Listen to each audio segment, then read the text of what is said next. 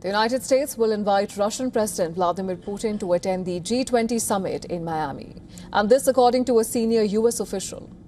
However, President Donald Trump said that he doubts his Russian counterpart will ultimately be present.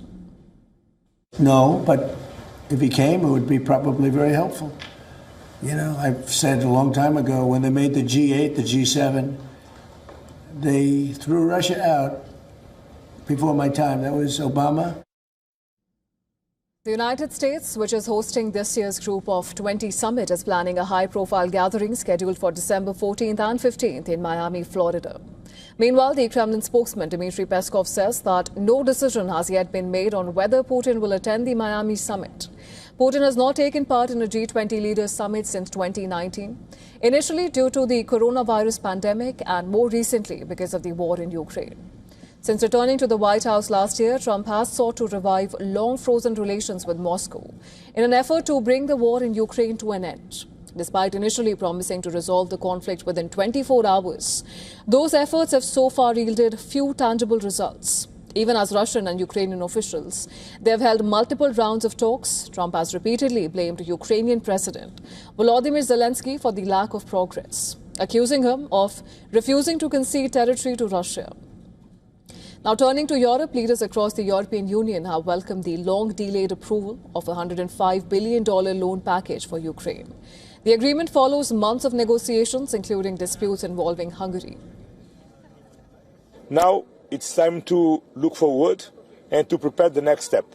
And the next step is to open formally the first clusters of negotiation of the first cluster for the European accession of Ukraine to the European Union.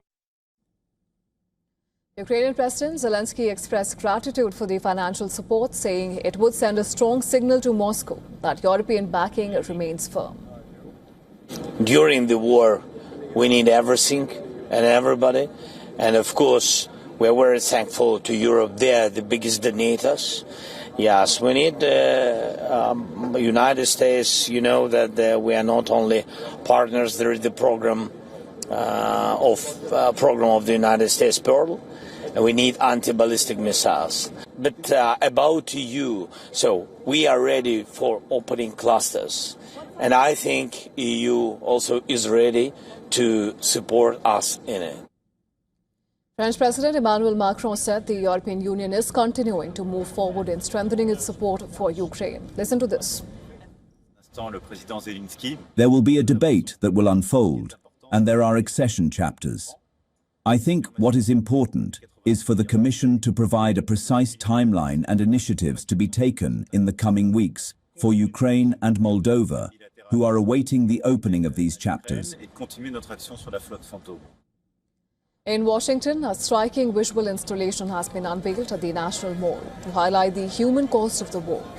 Around 20,000 teddy bears have been placed on display, representing an estimated 20,000 Ukrainian children who are believed to have been abducted by Russian forces since the war began in 2021. President Zelensky says that more than 2,100 abducted children, they have been successfully reunited with their families through the Bring Kids Back UA initiative.